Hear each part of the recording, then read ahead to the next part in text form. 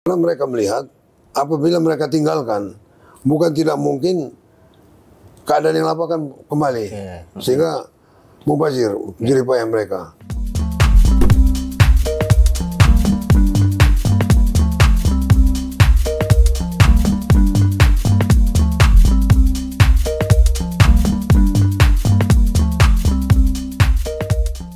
Assalamualaikum warahmatullahi wabarakatuh. Tabik pun Tribuners, saat ini saya sedang bersama dengan Pangeran Edward Shah Pernong, Sultan Skalabrak yang di Pertuan ke-23 Kepaksian Pernong. Assalamualaikum, Punya Kandolom. Waalaikumsalam warahmatullahi wabarakatuh. Kabarnya gimana nih hari ini? Alhamdulillah, insya Allah lumayan sehat. Berbicara tentang Kesultanan Skalabrak, boleh diceritakan nih bagaimana sejarah singkatnya Kesultanan Skalabrak? Sebutannya Kepaksian Skalabrak. Kepaksian Skalabrak. Untuk sebutan. Itu struktur adat Tanah Lampung nama. Karena di Indonesia ini yang beragam, ada yang namanya kenegerian, ada namanya kesultanan, ada namanya kedatuan, ada namanya kekaraengan, ada namanya juga kerajaan. Tapi sekarang ini kita menyatukan terminologi itu, semua struktur-struktur budaya itu. Secara budaya dia adalah sebuah struktur yang ada di NKRI ini. Karena secara struktur politik NKRI, secara budaya mereka memegang struktur-struktur budaya lokal. Sedikit sebut saya kerajaan.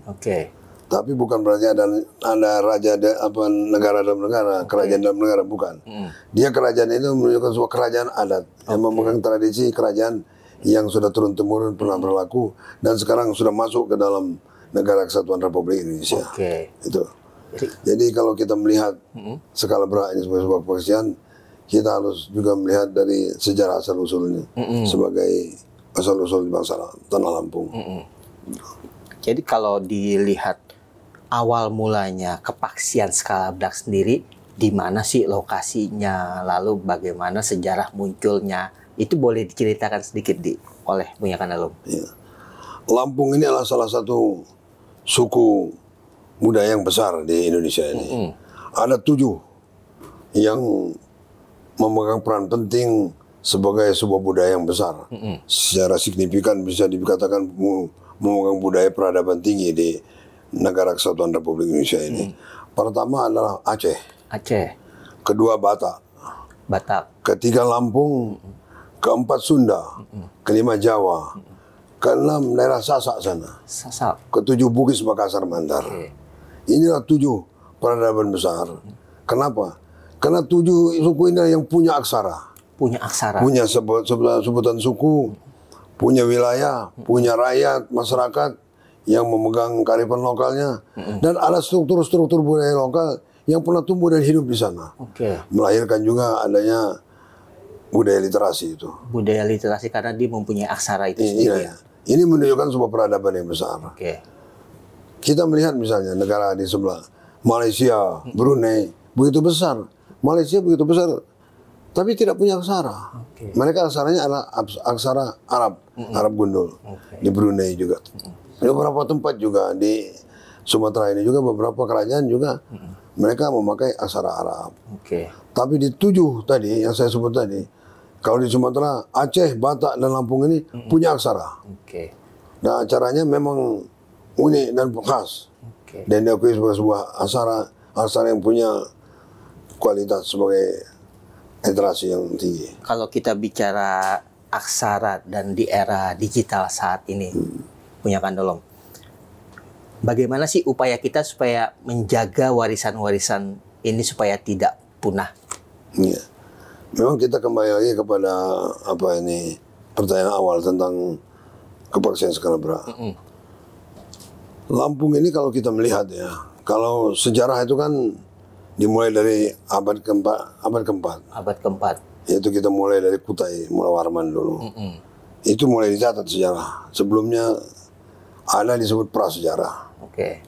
Diperkirakan kalau prasejarah sejak zaman megalitik di Lampung ini, di daerah Skalabrak banyak sekali ditemukan. Misalnya ada situs di Tekebun Tebu, namanya situs Batu Berak. Itu satu satu daerah yang dipenuhi juga oleh ini beberapa artefak-artefak kuno yang menunjukkan di sana pernah ada kehidupan.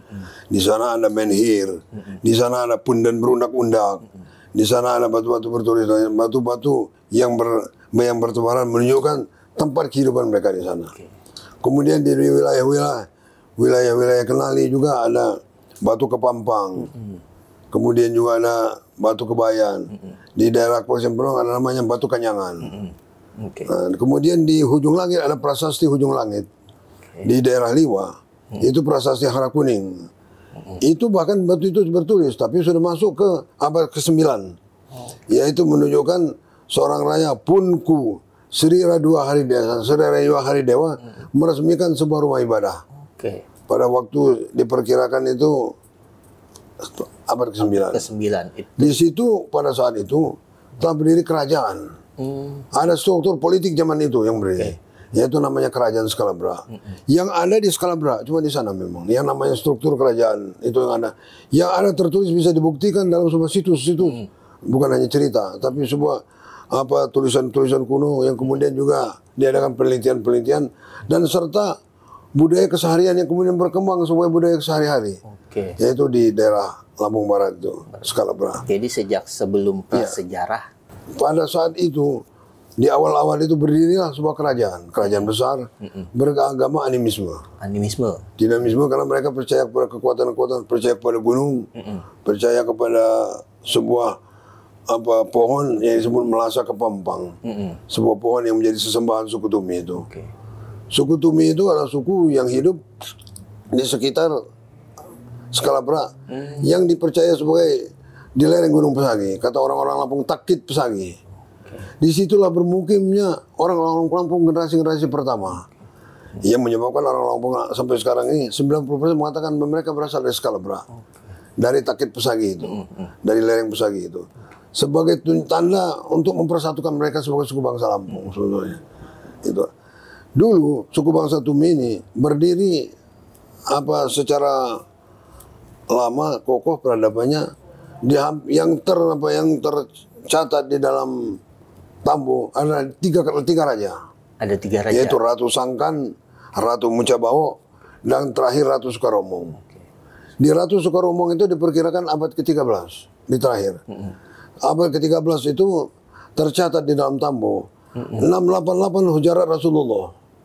Diperkirakan di bulan Rajab datang 4 mujahid dari negeri Pasai. 4 mujahid ini dengan rombongannya, dengan masuk hendak syiar, bukan hendak melakukan langkah-langkah penaklukan atau aneksasi terhadap suatu wilayah, bukan. Mereka hendak melakukan syiar Islam. Tapi saat mereka sampai di sana, dari Pasai ini kan mereka lewat Pagaruyung, pernah bermukim di Pagaruyung, kemudian ada pengislaman di Pagaruyung. Setelah dari Pagaruyung mereka kemudian rombongan generasi selanjutnya setelah itu berangkat ke Skalabra. Dalam rangka syiar Islam. Sesampai di Skalabra, sebagian masyarakat sudah langsung bisa menerima. Misalnya Ratu Kanyangan, misalnya waktu itu sudah langsung menerima. Beberapa ini lagi misalnya si Bulan, si Nyata, segala macam itu kelompok-kelompok itu sudah bisa menerima. Tapi pemegang hegemoni kekuasaan di sana yaitu Ratu Skarmo tidak mau menerima kehadiran daripada ini para mujahidin melakukan pengislaman. Kemudian di dalam dalam catatan Tambo 14 Rajab 688 Hijrah Rasulullah. Karena itu tanggal 14 itu bulan purnama. Terjadilah peristiwa yang disebut Gegalah Bulan Bah. Gegalah Bulan Bah itu adalah peristiwa di bulan purnama. Apa peristiwa di bulan purnama ini? Suatu penyerangan dari, justru yang menyerang ini dari 4 mujahid ini. Kenapa? Karena dari tegang waktu interval mereka datang ke sana, kelihatan dari gerakan-gerakan dari kerajaan Skalabra ini hendak menghabisi 4 mujahid ini. Justru malam bulan purnama itu mereka melakukan upacara. Setelah upacara itu mereka akan datang ke tempat para mujahid ini, justru akan membantai mereka. Pada saat mereka sedang melaksanakan upacara itu diserang lebih dahulu. Itu disebut Gegarah Bulan Bah. Masyarakat itu hancur, pasukan-pasukan yang Ratu Skarmo hancur, Ratu Skarmonya juga melarikan diri. Tidak diketahui, hanya di dalam sejarah dia terbunuh oleh keris rakyat Istijak Darah yang dilemparkan, kemudian setelah keris itu kembali sudah berlumur darah. Asalnya itulah keris itu disebut keris Rakyat Istilah Jarah. Itulah keris yang membunuh Ratu Soekarno. Setelah itu tidak ada lagi muncul kepada Ratu Soekarno. Masyarakat yang sudah dikalahkan itu dulu pertama kali dijadikan budak. Itu karena mereka kan datang dari Pasai itu dari Kufah. Dari daerah Kufah melalui Arab sana langsung ke daerah Pasai. Melalui Hidromi terus ke Pasai. Kemudian ikut dalam pendirian kerajaan Pasai itu. Di sana dikenal sebagai Sultan Zulkarnain. Keturunan Sultan Zulkarnain inilah 4 orang ini juga. Yang kemudian ke Skalabra. Ya, ke Skalabra. Setelah ditaklukkan, satu orang putri Soekarno ini bernama Cindy. Itu ternyata dikawini oleh salah satu 4 bersaudara 4 mujahidin. Dilihatnya cantik, mungkin dia jatuh hati deh. Karena putri Cindy ini yang waktu dikalahkan sempat dijadikan budak itu diangkat dijadikan istri. Sebenarnya sudah jadi budak. Dijadikan istri oleh Empu Belungu. Empu itu ampu itu istilah Pagaruyung anak raya. Empu Belungu. Setelah sekarang kita menjadi umpu. Empu Belungu. Karena Cindy ini dijadikan istri, kemudian dijadikan ratu. Pada saat terbentuknya kepaksian Belungu, seluruh keluarga besar Skalabra dari isi istana itu semua dimerdekakan. Bahkan diberi kedudukan sebagai kepala-kepala suku oleh Empu Belungu. Sehingga kemudian terjadilah proses pengislaman yang baik. Secara periodik kemudian terjadi satu proses pengislaman yang baik. Kemudian pengislaman itu berlanjut. Hanya saja setelah itu mereka kemudian naik ke Pesagi. 4 empu ini. Di sana mereka bermunajat, menyatakan hendak membentuk sebuah kerajaan, kesultanan waktu itu, khalifahan. Karena mereka melihat apabila mereka tinggalkan, bukan tidak mungkin keadaan yang lama akan kembali. Sehingga mubazir, jeripayah mereka. Sebenarnya mereka akan kembali ke Pasai. Karena mereka datang bukan untuk aneksasi atau untuk perang, tapi untuk syiar. Tapi kemudian setelah mereka sepakat lebih baik mereka tinggal di sini, mengembangkan syiar Islam, mereka naik ke atas Pesagi, bermunajat, kemudian menentukan wilayah-wilayahnya, serta menentukan nama. Mereka sepakat menamakan kerajaan Skalabra kuno itu menjadi Kepaksian Skalabra, yang dipegang oleh 4 orang, sehingga Paksipak Skalabra. 4 pemegang kekuasaan tinggi di Skalabra. Paksi itu artinya tinggi dalam bahasa kunonya. Bahasa Lampung kuno, Paksi itu tinggi. Paksipak Skalabra, 4 pemegang kedudukan tertinggi di tanah Skalabra. Itu 4 bersaudara. Kemudian membagi wilayahnya masing-masing.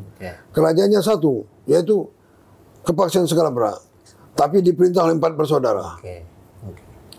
4 bersaudara ini duduk sama rendah, berdiri sama tinggi.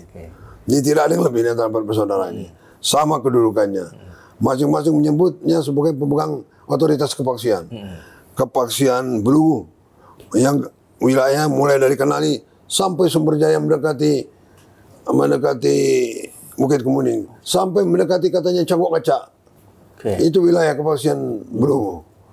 Kemudian kepaksian Nyerupa, wilayah Ranau, kemudian turun wilayah setengah dari Krui, sampai ujung pesisir utara, namanya Tebu Tegantung. Berbatasan dengan Kerajaan Limau. Kerajaan Limau itu kerajaan yang ada di Bengkulu. Ada satu tempat disebut Tebu Tegantung, menentukan batasnya. Tebu Tegantung itu artinya kesepakatan yang manis di antara mereka untuk menentukan letak dengan damai. Jadi disebut Tebu Tegantung.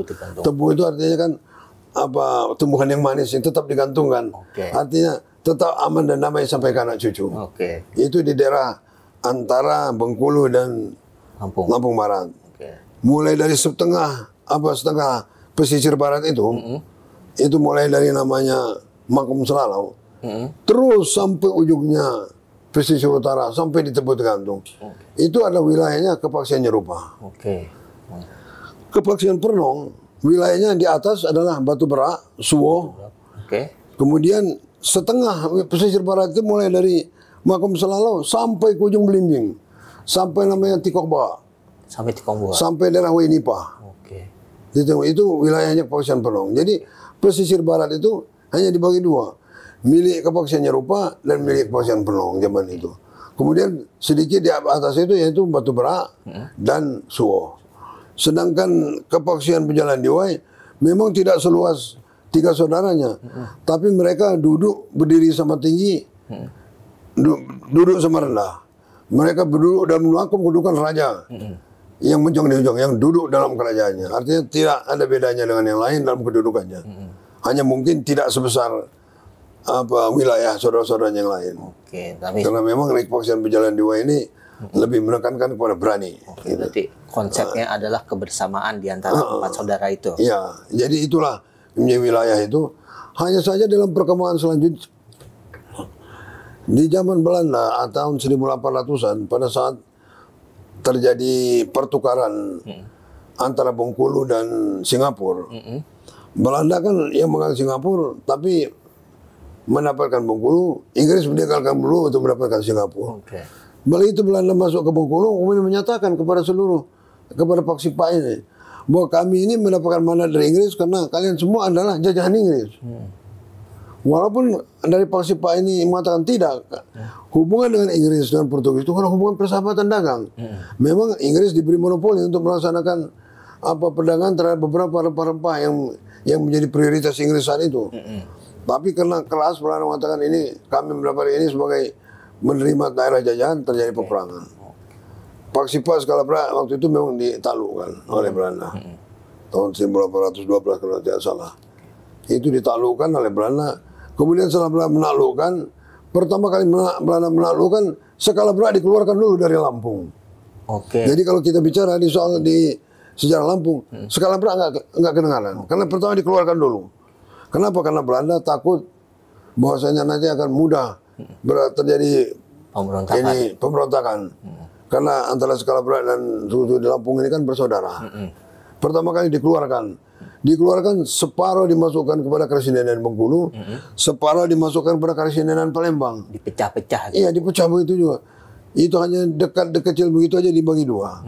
Itu karena takutnya. Karena waktu itu sudah terjadi ada pemberontakan dari Intan, ada pemberontakan Temenggung Singabrata di daerah Wehanda, itu kan ada Temenggung Singabrata yang berperang tapi tidak tertangkap. Kemudian Bating Mengunang di Semangka dalam Mangkunegara di Semangka.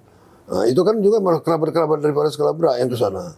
Nah, oleh sebab itu Scalabra dipisahkan oleh Belanda dari Lampung, kemudian menjadi Karesidenan sendiri. Nah, setelah itu baru kita dipecah juga menjadi marga-marga.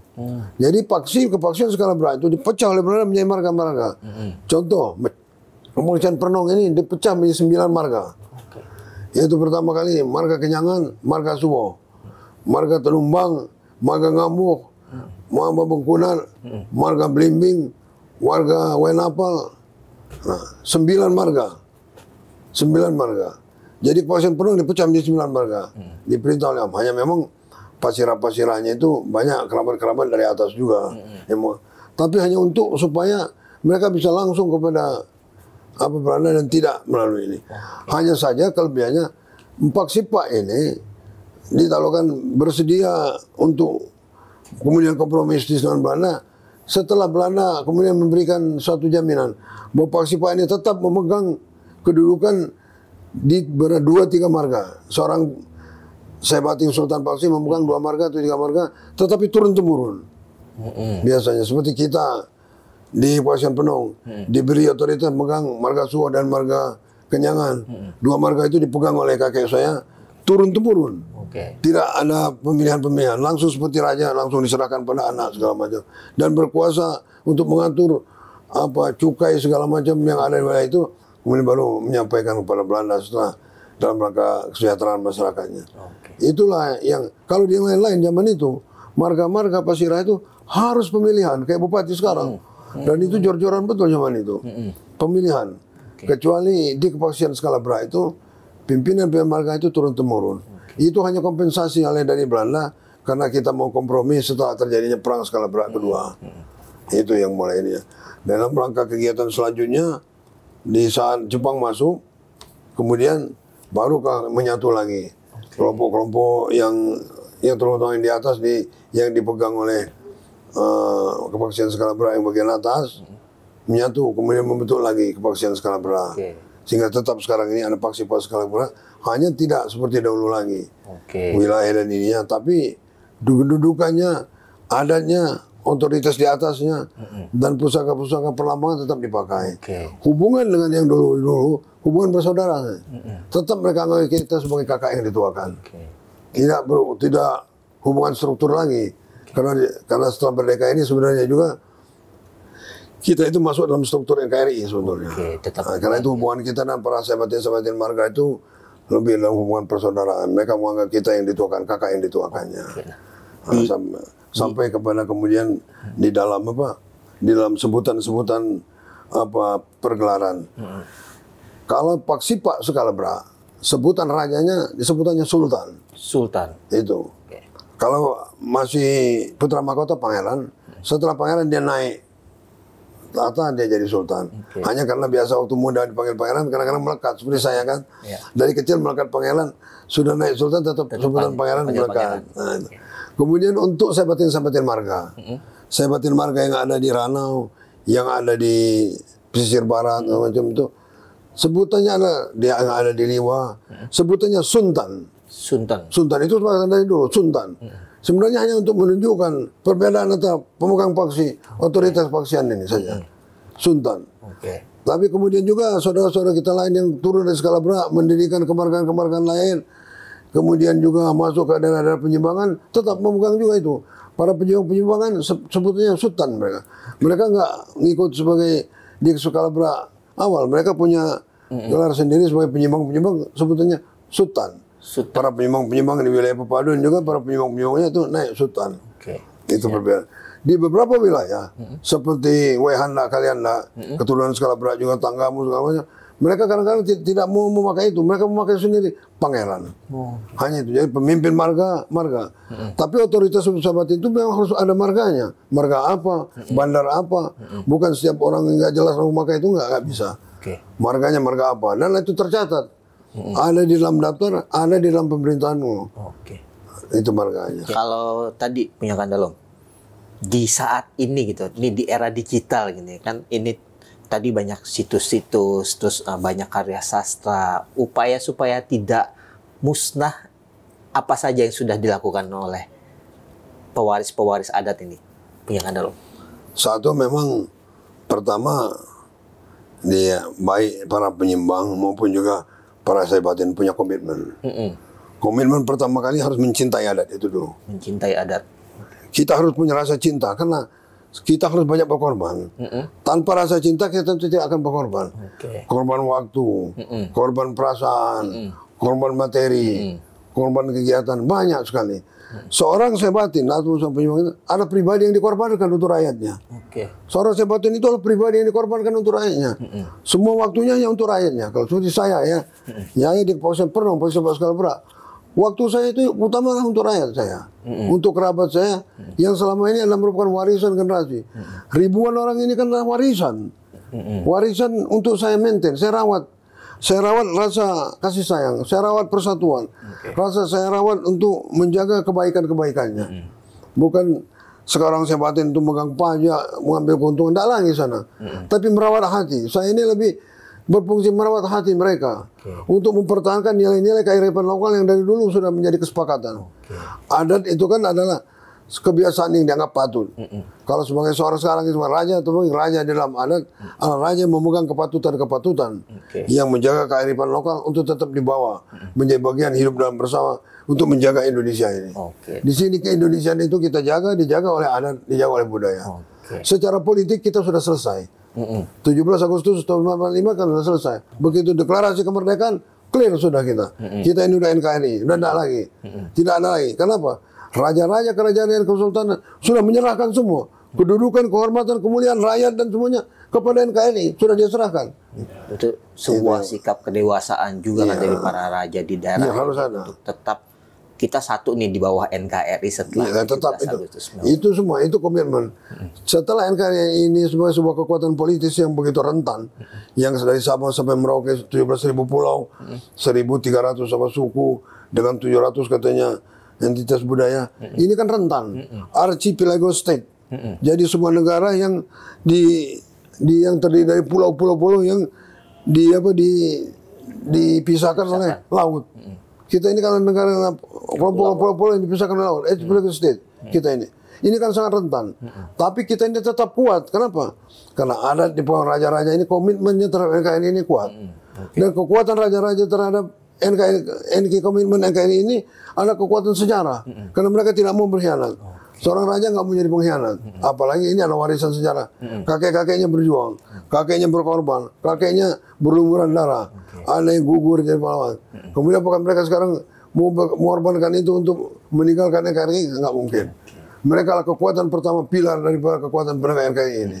Ada para raja-raja dan sultan ini.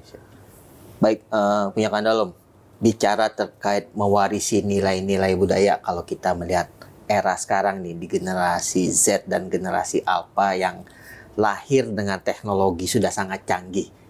Nah, itu bagaimana kita melihat mereka dan bagaimana sih upaya supaya warisan budaya yang kita jaga terus-menerus, turun-temurun, bisa juga ada di mereka seperti itu.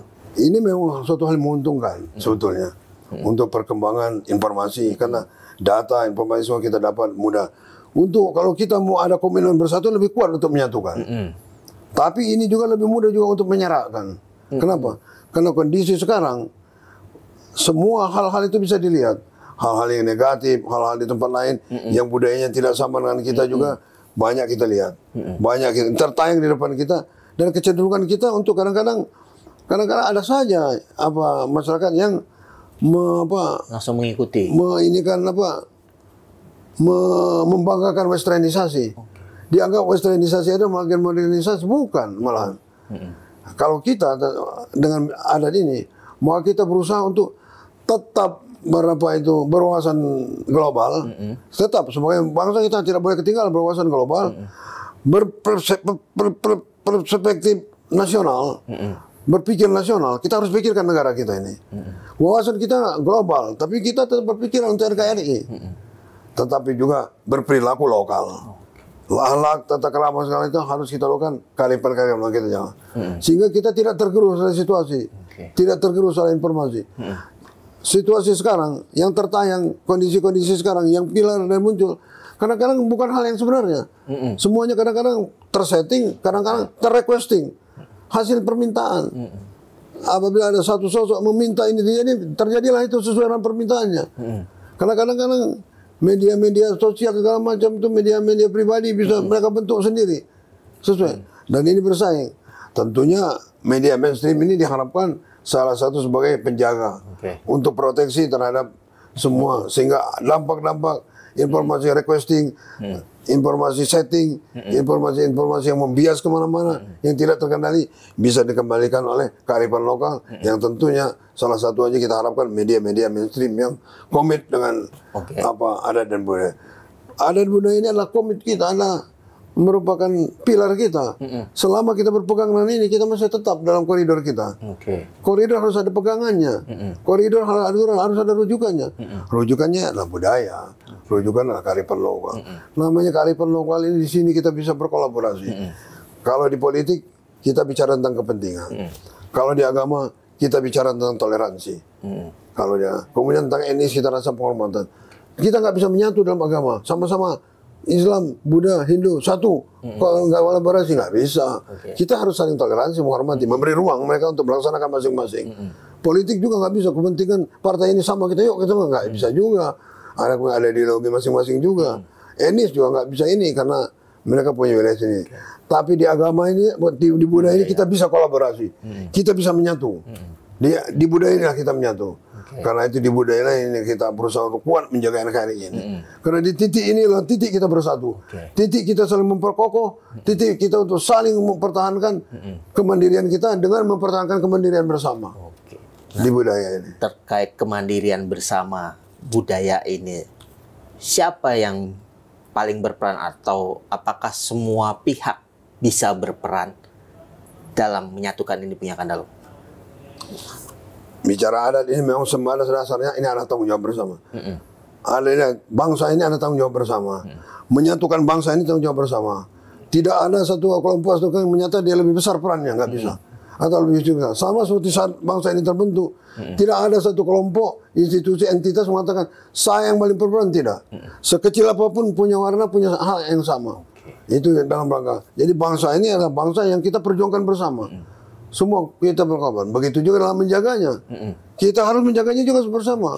Harus ada tanggung jawab bersama di antaranya. Bukan dia yang lebih besar tanggung jawab mereka atau ini enggak. Enggak juga harus. Tapi memang bagaimana kita memerankan diri supaya kita itu punya nilai-nilai signifikan dalam perannya. Memaknai sebuah soal itu dengan langkah-langkah yang lebih signifikan yang kita lakukan itu. Memang tentu ada stakeholder adat, yaitu para raja-raja. Dia kenapa lebih signifikan? Karena dia berada di sana. Dia eksis di sana, lahir di sana, berinteraksi di sana, dan punya kepentingan di sana. Stakeholder adat, para raja-raja.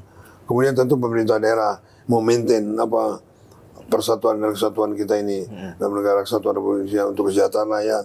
Itu tentu semua stakeholder itu juga, stakeholder pemerintahan, dan tentu juga masyarakat. Masyarakat juga punya kesadaran bahwa mereka ini tumbuh dan berkembang dari kearifan lokal. Bagaimana masyarakat kita kalau tidak ada kearifan lokal, karakter masyarakat, karakter yang terbentuk di budaya-budaya luar masuk, kemudian bisa menjadi bias, menjadi ada namanya sekarang post truth. Itu yang saya bilang tadi.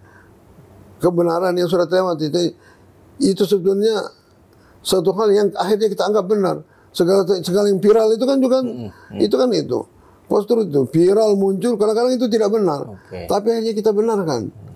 Nah, itu karena itulah dampak informasi. Tapi dengan disaring oleh kepatutan budaya lokal akan tersaring sendiri itu nanti. Apalagi komitmen masyarakat. Nanti masyarakat yang akan memproteksi diri sendiri, memproteksi masyarakatnya, memproteksi bangsa ini dari segala hal yang akan bawa negatif terhadap bangsa ini. Jadi di era digitalisasi ini sebenarnya budaya berperan sangat besar untuk menjadi saringan informasi-informasi global yang datang bagi masyarakat. Nah, untuk masyarakat sendiri nih punya Kandalom, ada pesan-pesan nggak untuk khususnya untuk generasi muda nih yang memang lahir dengan teknologi yang sudah tinggi, yang sudah informasi yang sudah masif, gimana sih supaya tetap jangan deh tinggalin budaya? Kita harus tetap melestarikan budaya ini. Ya, kita ini kan hidup dalam perjuangan untuk mencapai cita-cita, untuk mencapai kemajuan bangsa ini kan. Dengan memacu intelektual, karir lain sebagainya. Tapi kita harus punya basic dasar untuk menjaga itu semua supaya arah daripada perjuangan kehidupan kita itu tetap dalam perjuangan yang lurus. Itunya adalah Ada nilai-nilai yang hidup dalam masyarakat.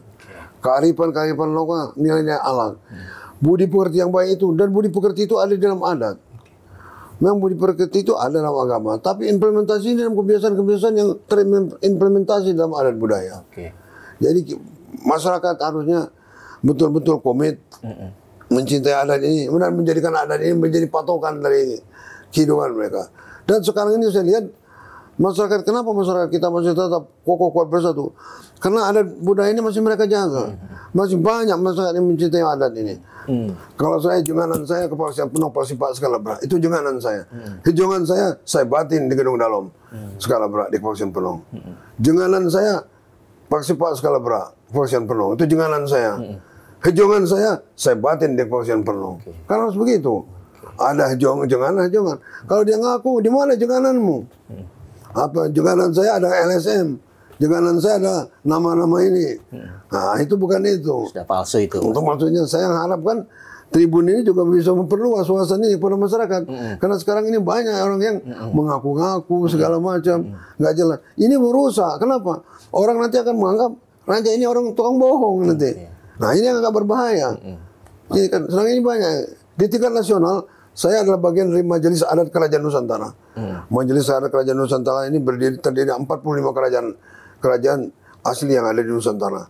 Yang semua istana-istananya ada dan sudah terverifikasi. Dan punya interaksi bersama dengan pemerintah daerah. Majelis Adat Kerajaan Nusantara ini betul-betul menjaga adat. Sekarang ini juga mendapat atensi dari pemerintah, dari Pak Prabowo. Pak Prabowo ini juga kan sangat atensi juga terhadap adat. Sebenarnya sejak zaman Jokowi kita juga sudah sering berinteraksi. Sekarang di zaman Pak Prabowo berlanjut, terutama Majelis Adat Kerajaan Nusantara. Ini yang kita ada bagian daripada Majelis Adat Kerajaan Nusantara. Saya Dewan Keraton 001 saya di sana. Artinya kita juga tergabung dalam sebuah struktur resmi raja-raja yang benar dan asli di Nusantara ini. Oke. Itu. Karena strukturnya sudah ada dan memang kerajaannya ada. Iya. Jadi apa namanya bisa dibuktikan dengan jelas seperti itu. Dan seorang raja harus bisa buktikan juga perannya. Kalau dia betul, kenapa harus seorang raja ini harus dijaga, harus juga dibina? Karena kadang-kadang dia bisa menyelesaikan konflik-konflik lokal. Saya berapa konflik-konflik yang ada di Lampung ini, saya turun karena di sana saudara-saudara saya, orang-orang yang berasal dari segala berat yang menganggap saya yang dituakan, dianggap kakak, dianggap saudara, saya datang hormati dan hargai. Kata-kata saya akhirnya dihargai mereka, akhirnya selesai banyak. Berarti jelas. Saya punya panglima-panglima dari Kalianda, dari Pringsewu, dari Tanggamus, dari pesisir barat, panglima-panglima saya. Menunjukkan apa? Menunjukkan kerabat saya banyak di sana. Kerabat-kerabat itu tetap menganggap bahwa kehadiran kami sekarang sebagai saudara yang dituakan mereka. Gitu. Kerabat saya banyak, saudara saya banyak artinya. Saudara saya di pesisir barat ada, di Lampung Barat ada, Tanggamus ada, Pringsewu, Kalianda ada. Bahkan saya punya saudara-saudara angkatan wali saya di Penyimbangan. Di Bandar Mataram saya punya saudara angkat. Di Selagai saya punya saudara angkat. Di Nyerupa, Gunung Sugi saya punya saudara angkat. Saudara angkat saya angkat wali betul di daerah ini. Itu menjadi itu satu cara saya untuk mengikat persatuan.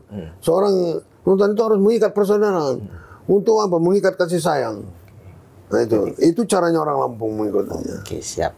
Baik, Punya Kandalem cukup banyak sekali informasi baru yang kita dapatkan, banyak sekali pengetahuan baru yang kita dapatkan terkait Kesultanan Skalabrak, termasuk sejarahnya tadi, termasuk perannya Skala. Sekali lagi terima kasih nih atas waktunya Punya Kandalem, Pangeran Edward Shah Pernong. Ya, sama-sama. Baik, Tribuners, demikian bincang-bincang kita bersama Pangeran Edward Shah Pernong, Sultan Skalabrak yang di Pertuan ke-23 Kepaksian Pernong. Sampai jumpa lagi dalam podcast Tribun Lampung berikutnya. Wassalamualaikum warahmatullahi wabarakatuh. Waalaikumsalam.